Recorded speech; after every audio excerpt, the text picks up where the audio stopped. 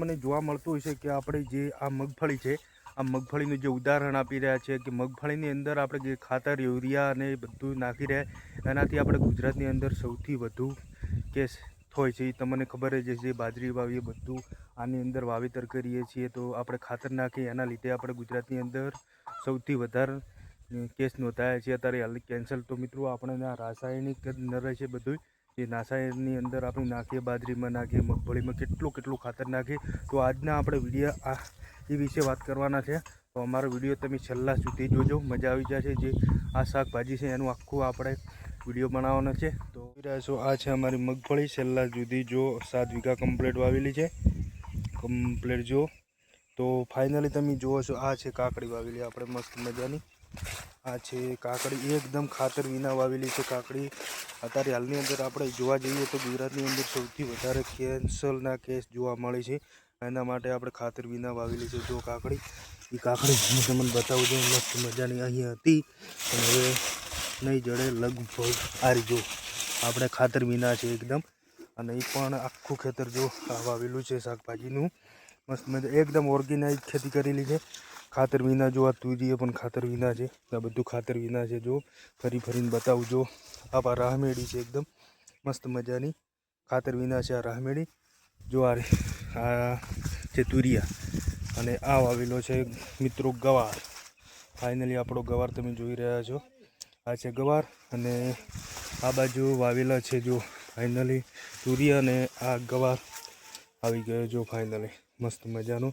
અને આ છે ઓર્ગેનાઇઝ એકદમ ભીંડા, મસ્ત મજાના એકદમ ભીંડા વાવેલા છે. જો આ છે એકદમ વિના ખાતર વિના વાવેલું શાકભાજી. જો તુરિયા પણ આવી રહે છે. તો મિત્રો આજે આપણે આ વિડીયો કેમ બનાવવો પડ્યો, તો હું તમને જણાવું કે આ વિડીયોનું એક જ કારણ હતું, એક જ રીઝન હતું. હાલની અંદર જે આપણે શાકભાજીની અંદર જે આવનારા કેસ વધી રહ્યા છે કેન્સરના ગુજરાતની અંદર સૌથી વધુ, તો એના માટે આપણે પણ એક જાગૃત બનીએ. તમે જુઓ મસ્ત મજાનું શાકભાજી પણ વાવેતર કરી નાખ્યું. જો આપણું આટલું શાકભાજી વાવેલું છે, અને આ સાઈડ મિત્રો મગફળી છે, એકદમ મસ્ત નજારો.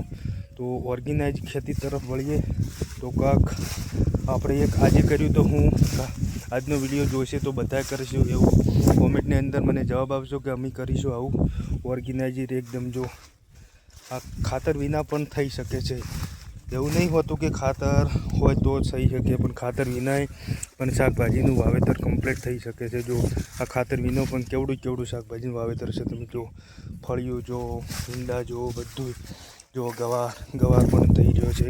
આ બાજુ ભીંડા જો. તો આજનો આપણો વિડીયો આ રીતે આપી બનાવ્યો હતો.